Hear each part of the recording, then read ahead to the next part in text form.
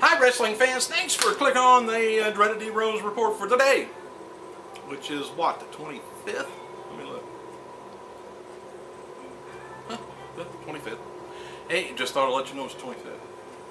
WWE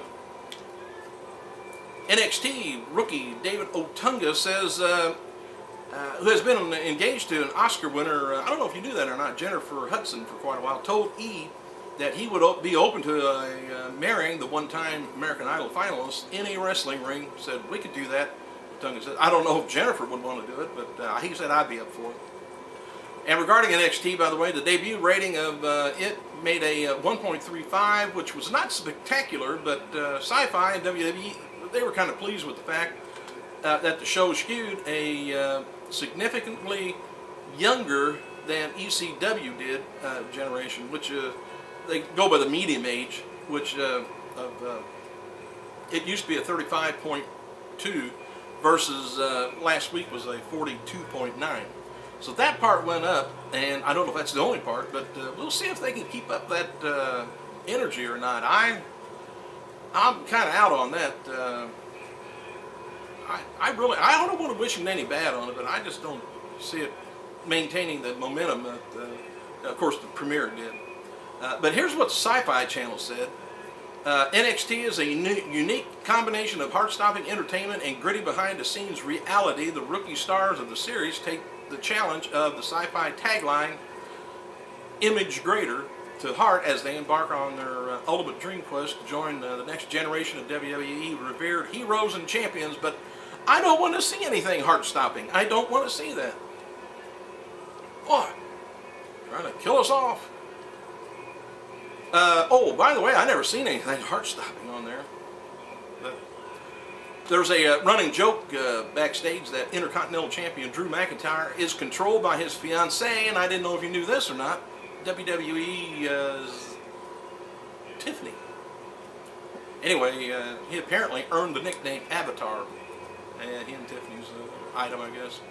Spike TV, by the way, has granted TNA Wrestling an 8-minute overrun on March 8th edition of Impact.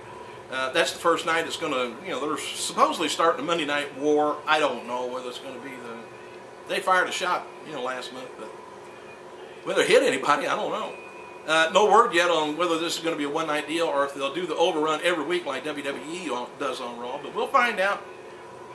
Wrestling Observer newsletter says WWE is filming the most of the NXT show segments around Tampa, Florida, and the FCW gym. And this, well, aside from the matches being taped on, Tuesday night, this comes as a blessing to old Steve Kern. Remember him? He was the down south Australian, whatever you want to call him. Anyway, he runs FCW, by the way, and since WWE pays for a lot of the upgrades to the gym and production equipment, he's getting lucky on that. And it appears that the 2010 Hall of Famer, or Hall of Fame, will be headlined by the Stu Hart deal, and inducted by Brett, and Ted DiBiase inducted his son Ted Jr. or rather Ted DiBiase is going to be inducted by his son Ted Jr. and Brett. Brett DiBiase, by the way. WWE is flying the entire Hart family in from Canada for the Hall of Fame ceremonies, and the DiBiase family will also, pretty much be there. As noted before, WWE has begun working on a movie called Killer Karma. The movie's got a $10 million budget and has been released in theaters, starring WWE Batista. The movie is about a guy being released from prison, presumably Batista with the tattoos, I guess, who is trying to get his life in order with fate, friends, enemies getting in his way, though. Miz is getting ribbed backstage a lot by his co-workers about being a mentor to Daniel Bryan. Sources after this week's NXT premiere, Vince McMahon felt they had already made Bryan into a star in one night with the Miz's interaction with him and the main event with Chris Jericho. I got a feeling they're going to probably end the season of, which is 3 seasons a year. They're going to end up ended the season where the mentors are going to have to wrestle the rookies, and if the rookies beat the mentors, they get their they get a choice to go to Raw or SmackDown. But probably whichever one the men are in. But I think that's where it's kind of going to end. And then they'll have another 9 people or whatever they got this time going at each other. And then they'll, of course, do some interactions where the rookies will be, going against rookies, and it'll be a weird combination. Probably last, it's a 4-month thing. Just get the microphones out of everybody's mouth. WWE begins filming on a movie called Big Red, by the way, in New Orleans this week. The actors, it stars Ed Harris, by the way, and Amy Madigan, with Raw's WWE Randy Orton. So maybe he'll lose sometime again. The movie's based on the mid-'60s and a focus on a smart 12-year-old boy whose teacher makes him work with social outcasts on a project, and the outcast is made incident with a bully at school. So it's kind of interactive. I don't know whether Orton's going to be the outcast or the bully.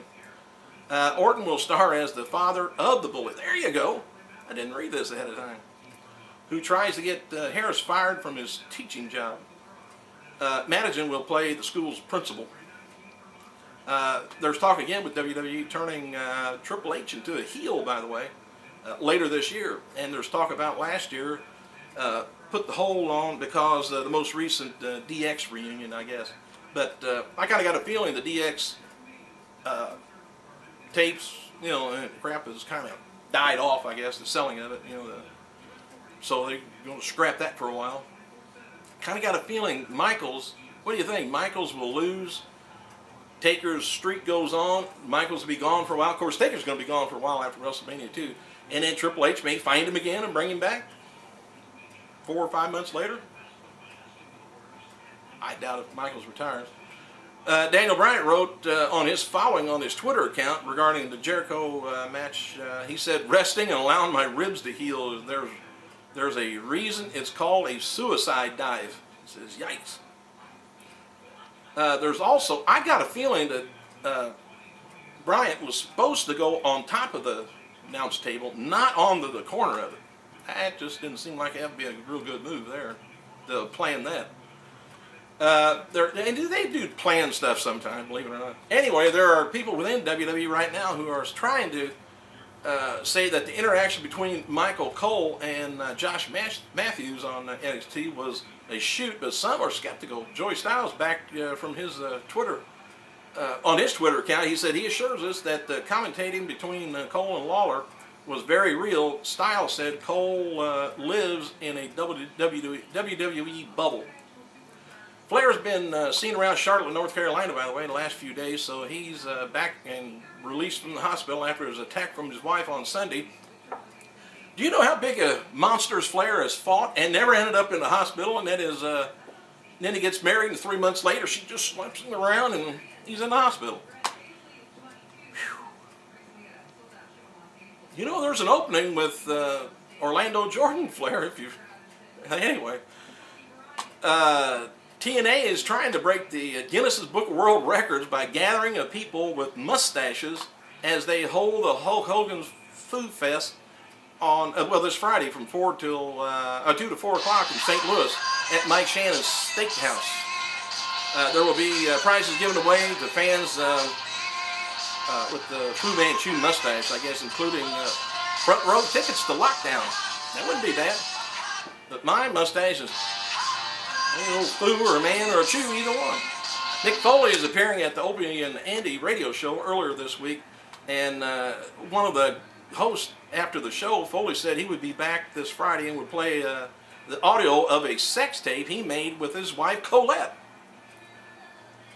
It's no secret that Foley is a big adult entertainment fan, but this could be a joke from Opie and Andy too, you never know.